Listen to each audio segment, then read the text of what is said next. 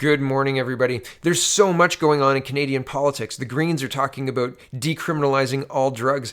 The Liberals are talking about a national pharmacare program while ignoring all of the other problems that have been ignored through their whole 4-year tenure.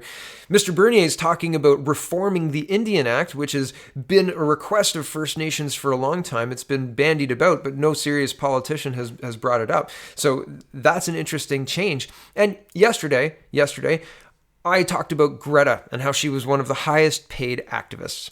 And that was incorrect. That was fake news. So I wanted to make sure that you guys knew that. When I went to get the tweet, it no longer existed either. So the fake news did not last very long. And thank you for correcting me. When I make an error, I like to correct it. So there it is.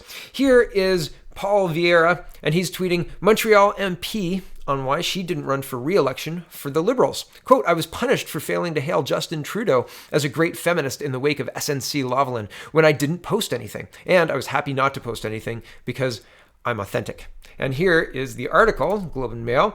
And I've noticed that the Globe and Mail is putting a read it option. So that's kind of a neat, I like that. I think that's good. So here's the Globe and Mail reporting. Montreal area MP says Liberal forced out for not lauding Trudeau as a feminist. Montreal area MP Eva Nassif says she was denied the Liberal nomination in her riding for the October 21st federal election, in part because she did not post social media tributes earlier this year lauding Liberal leader Justin Trudeau as a feminist. Miss Nassif, who also told the Globe and Mail she had been the subject of continuous bullying, harassment, and intimidation by 3 male MPs since shortly after the 2015 election. She said Mr. Trudeau did not stop the party from blocking her bid to seek a second term. The Liberals said the party condemns bullying and that it has procedures to deal with any allegation. In March, amid a furor over the resignations from the cabinet of Jody Wilson-Raybould and Jane Philpott because of the way the charges against engineering company SNC-Lavalin were handled, all Liberal MPs, particularly women, were encouraged to defend Mr. Trudeau on Twitter and Facebook. Some used similar language to express confidence in him as a leader who, quote, always listened to the voices of women. I was punished for failing to hail Justin Trudeau as a great feminist in the wake of SNC-Lavalin when I didn't post anything, Ms. Nassif said. And I was happy not to post anything because I'm authentic. She added that the way Ms. Wilson-Raybould and Ms. Philpott were treated by Mr. Trudeau and others led to her disenchantment. Quote, I was called by a cabinet minister to ask why I wasn't going to support the prime minister, and I said I didn't feel I would be authentic to come and post that he is a feminist after what he had done, she said. It didn't help that Liberal MPs had spotted her hugging Miss Wilson-Raybould outside the House of Commons, she added. Ms. Nassif announced in late August that she would not seek re-election in the safe Liberal riding of Vimy, which she won with 46% of the vote in 2015. In a statement on October 22nd, she said, quote, recent events of a personal nature have motivated this decision. In the interview, Ms. Nassif said that she had wanted to run again, and party officials forced her to issue this statement or they would announce publicly that she had been rejected as a candidate. And they did release that anyway. Okay, back to the article. She maintains that she was active in the riding and, quote, met all the party requirements, whether financially, door knocking, and bringing new members. Ms. Nassif said she was one of the first Quebec MPs to meet the Liberal candidacy requirements in April 2018 of having knocked on at least 3,500 doors or made 5,000 telephone calls, signed up 150 new members, and added 30 new monthly donors. Ms. Nassif provided a timeline and other documents that she said are related to her rejection as the candidate in Vimy, one of the 4 ridings in Laval just north of Montreal. Starting in June 2016, she alleged she began experiencing continuous intimidation and harassment from Liberal MPs in the other 3 ridings. Yves Robillard, Angelo Ianco, sorry if I got that wrong, and Fikal El Houri. The 3 MPs who were running for re-election did not respond for request or comment. Liberal spokesperson Pierre-Oliver Herbert said the party has proper processes to deal with allegations of harassment. Okay, that's one time that they mentioned the proper processes. There are 2 more, at least. Carrying on. Quote, though I cannot comment on specific instances, we believe that bullying of any kind is unacceptable and processes are in place to ensure all allegations are taken seriously, he said. Everyone deserves to work and live in a safe environment free from harassment. Okay, so that's 2. Processes are in place. I scroll down. Ms. Nassif said that at a caucus retreat in Quebec, August 2016, she complained about the bullying and harassment to Liberal MP Andrew Leslie, who was party whip, and to the Women's Liberal Caucus. So she presumably took them up on the processes, right? And here we go, back to the article. Ms. Nassif told the Globe and told the Globe that the three other Laval MPs objected to her attendance at Prefet National event in 2016, that they were not going to cut her out of sitting at the head table and interfaith dinner, wouldn't let her read a message from Mr. Trudeau at a Laval area event, and placed ads in a local paper in 2016 that featured them and excluded her. Ms. Nassif told the Globe that three men would ignore her in the House of Commons, snicker behind her back, and refuse to shake her hand in public.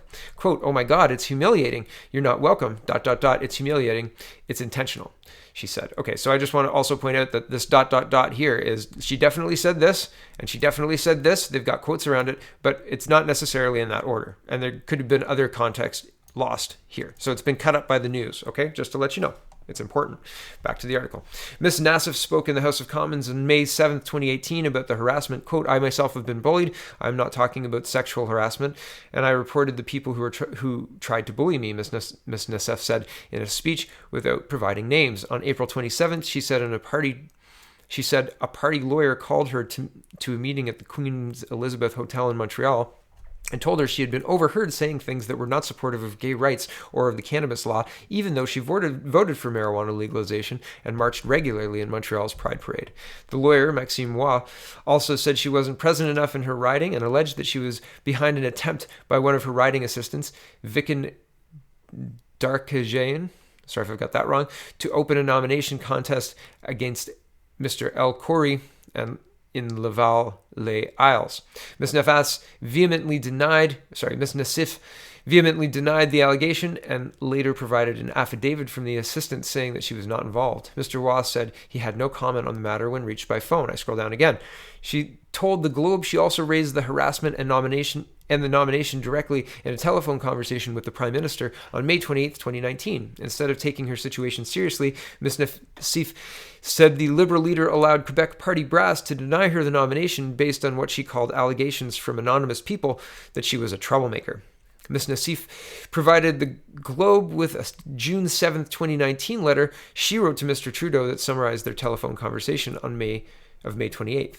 And I scroll down again. Several journalists and fellow MPs from the opposition parties tried to get the names of these other MPs. Obviously, I remain discreet not to associate MPs from our party to this type of retrograde culture while you put forward a message of positive politics, she wrote.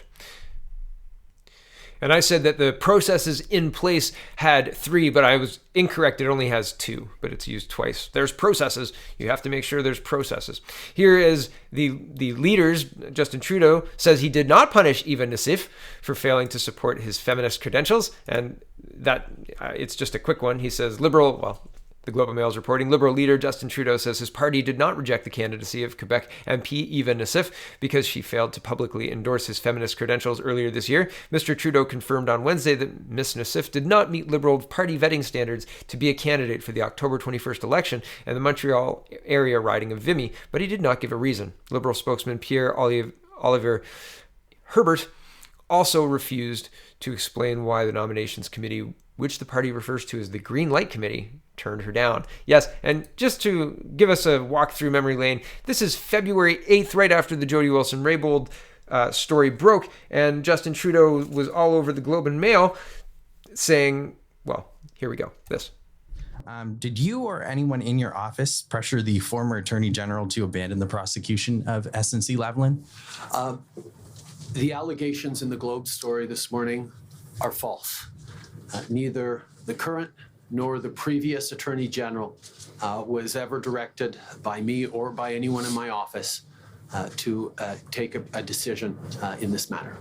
With regards to the statement, that's interesting to note, except that here's fast forward to August 14th, 2019. That was February 8th, 2019. Fast forward to after Mr. Dion, the ethics commissioner, has had a chance to do a partial investigation because he didn't have access to everything because the Liberals refused to waive cabinet confidentiality. However, he came back. CBC News is reporting.